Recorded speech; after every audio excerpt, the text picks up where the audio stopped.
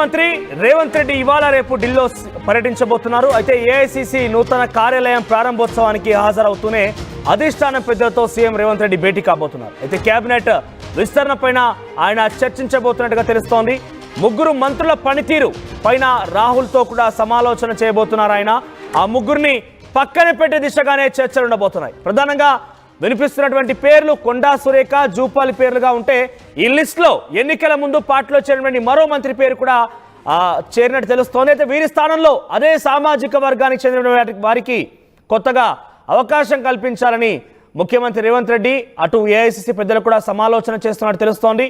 పూర్తిగా కేబినెట్ ఏర్పాటు పైన కూడా అధిష్టానం గ్రీన్ సిగ్నల్ ఇచ్చిన తర్వాత ఒక అంశం కొలిక్కి వచ్చే అవకాశం ఉంది. సుమారుగా ఇంకా 6 కొత్త వారికి అవకాశం ఇవ్వడంతో పాటుగా ఒకవేళ వీళ్ళ పర్ఫార్మెన్స్ కనుక సరిగా లేదని చెప్పి ముఖ్యమంత్రి రేవంత్ రెడ్డి అధిష్టానం కనుక కన్విన్స్ చేయగలిగితే వారి ముగ్గురు స్థానంలో కూడా కొత్త వారిని తీసుకునే అవకాశం ఉంది.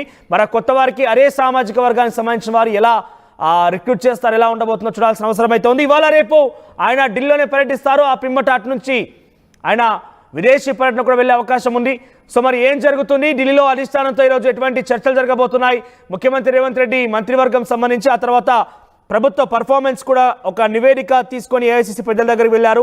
ఒక ప్రత్యేకమైన సర్వే చేయించుకున్నారు ఆయన, ఇంక్లూడింగ్ ఆయన పర్ఫార్మెన్స్తో సహా అన్ని విషయాలపైన సర్వే జరిగింది. ఆ సర్వే నివేదికని ఈరోజు కేంద్రం అధిష్టానం వద్ద ఉంచబోతున్నాడు. ఆయన ఏఐసిసి పెద్దల ముందు ఉంచబోతున్నారు. ఏఐసిసి పెద్దలు కూడా ఇప్పటికే కేసీ వేణుగోపాల్, ఇతర కేంద్రం నుంచి వచ్చినటువంటి ఇన్ఛార్జ్ దీపాదాస్ మున్షి కానివ్వండి, ఇతర వ్యక్తులు కూడా ఎప్పటికప్పుడు రేవంత్ రెడ్డి ప్రభుత్వం పర్ఫార్మెన్స్ పైన ఆరా తీస్తూ ఉన్నారు. రేవంత్ రెడ్డి ప్రభుత్వ పర్ఫార్మెన్స్తో పాటుగా తెలంగాణ అమలవుతున్న ప్రభుత్వ పథకాల విషయంలో కూడా కొంత ఆరా తీస్తున్నారు. రాజకీయ పరిణామాలు ఎప్పటికప్పుడు పసిగడుతున్నారు. కేటీఆర్, కేసీఆర్ అరెస్టులపైన కూడా ఎప్పటికప్పుడు తాజా వార్తలు సేకరిస్తున్నారు. సో ఈరోజు రేవంత్ రెడ్డితో చాలా సుదీర్ఘమైనటువంటి చర్చలు ఉండే అవకాశం ఉంది. ఈ చర్చలో ఎటువంటి విషయాలు వెడిస్తారో చూడాలి. మరిన్ని అప్డేట్స్ మా ప్రతినిధి గోపి అందిస్తారు. గోపి, ఈ ముగ్గురుల మంత్రుల పర్ఫార్మెన్స్ ఆధారితంగా వారిని పక్కన పెట్టే అవకాశం ఉన్నట్టుగా తెలుస్తోంది. నిజమేనా?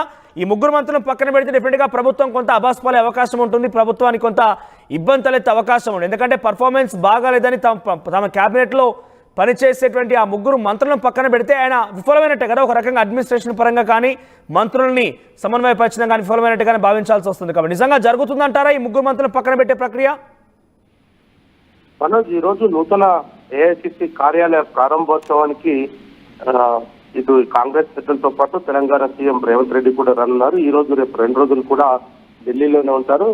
ఎల్లుండి ఆయన సింగపూర్ బయలుదేరి వెళ్ళనున్నట్టుగా అయితే ఆయన షెడ్యూల్ అయితే తెలుస్తుంది. అయితే దీంట్లో ప్రధానంగా చూసుకుంటే తెలంగాణ రాష్ట్రంలో గత కొద్ది రోజులుగా రాష్ట్రంలో అమలవుతున్న పథకాలు, వాటిలో నుంచి ప్రజల నుంచి వస్తున్న విషయాలపైన కూడా ప్రధానంగా చర్చించే అవకాశాలు అయితే కనపడుతున్నాయి. అధిష్టాన పెద్దలతోటి కూడా గతంలో కూడా ఆయన ఇదే విషయాన్ని చెప్పడం జరిగింది. మంత్రివర్గ విస్తరణ కంటే ముందు ఉన్న మంత్రుల పనితీరు పైన కూడా ఆయన ఒక సర్వే చేయించారు. ఆ సర్వే రిపోర్ట్ ఆధారంగానే ఈరోజు ఏఐసిసి పెద్దలను మల్లికార్జున ఖర్గేను, కేసీ వేణుగోపాల్ ను కలిసి వాటికి సంబంధించిన విషయాలపైన కూడా చర్చించే అవకాశాలు ఉన్నాయనేది కూడా ప్రధానంగా వినిపిస్తుంది. ఎందుకంటే రాష్ట్ర ప్రభుత్వం పైన ప్రజల్లో కొంత వ్యతిరేకత రావడానికి కొంతమంది మంత్రులే ప్రధాన కారణం అనేది కూడా ఈ యొక్క సర్వేలో తేలినట్టుగా కూడా తెలుస్తుంది. అయితే ముగ్గురు మంత్రుల పనితీరు పైన కూడా రాహుల్ గాంధీ తోటి ఆయన సమాలోచన చేస్తూ ముగ్గురు మంత్రులను తీసివేస్తూ కొత్త వారికి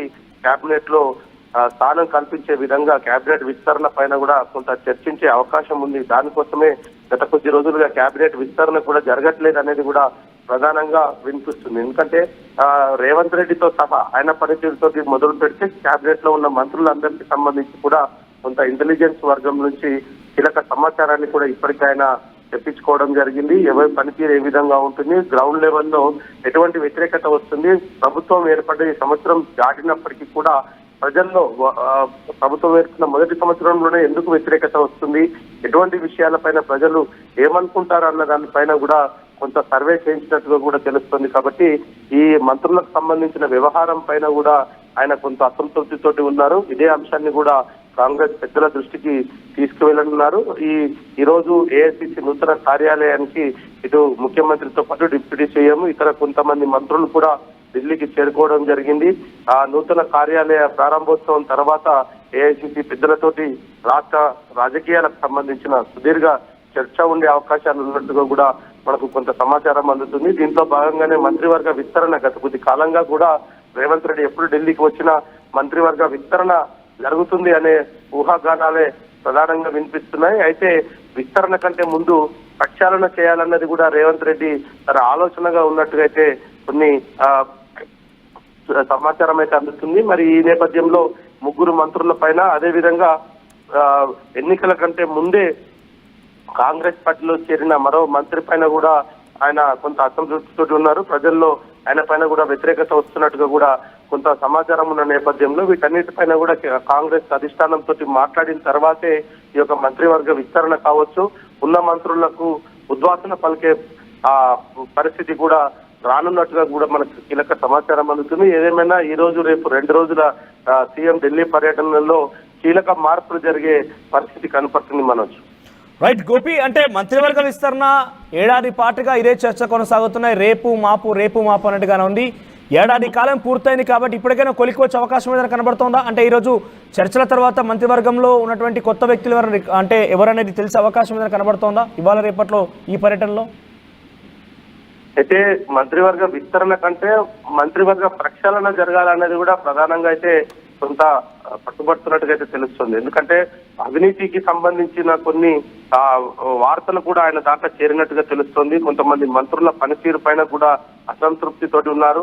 నియోజకవర్గ వారీగా కొంత సర్వేలు చేయించిన నేపథ్యంలో మంత్రుల పనితీరు సంబంధించి అవినీతికి సంబంధించి కొంత సమాచారము ఆయన వద్ద ఉన్న నేపథ్యంలో విస్తరణ జరపడం వల్ల ఉపయోగం లేదు. ఫస్ట్ మంత్రివర్గ ప్రక్షాళన జరగాలి. ఆ తర్వాత కొంతమందికి ఏదైతే దీంట్లో ఎవరెవరికి కొత్త వారికి కూడా చోటు కల్పించాలన్న దానిపైన కూడా ఆయన కొంత సర్వే చేయించినట్టుగా కూడా తెలుస్తుంది. వ్యక్తిగత ప్రొఫైల్ తో పాటు గతంలో పనిచేసిన అనుభవం ఎవరికైనా ఉందా లేదా అన్న దానిపైన కూడా కొంత ఆయన ఈ యొక్క సమాలోచన చేస్తున్న నేపథ్యంలో ఈ ట్రిప్ లో ఖచ్చితంగా ఈ అధిష్టానం వద్ద నుంచి కొంత గ్రీన్ సిగ్నల్ తీసుకునే అవకాశమే కనపడుతుంది. గత కొద్ది కాలంగా అనేక విభాగాలకు సంబంధించిన మంత్రులు లేకపోవడంతో రాష్ట్ర అభివృద్ధి కొంత వెనుకబడిన నేపథ్యంలో ఈ యొక్క నిర్ణయం తీసుకునే పరిస్థితి కనపడుతుంది. ఈ 2 రోజుల ఢిల్లీ పర్యటనలో ఖచ్చితంగా మంత్రివర్గ విస్తరణ పైన ఇటు కాంగ్రెస్ పెద్దలతోటి కూలంకుషంగా చర్చించే అవకాశాలే కనపడుతున్నాయి. కాబట్టి కనీసం ఈసారి అయినా సరే మంత్రివర్గ విస్తరణతో పాటు కొత్త వారికి కూడా కొంత అవకాశం లభిస్తుంది అనేది మాత్రం కాంగ్రెస్ వర్గం అయితే కొంత ఆశిస్తున్న పరిస్థితి కనపడుతుంది మనోజ్.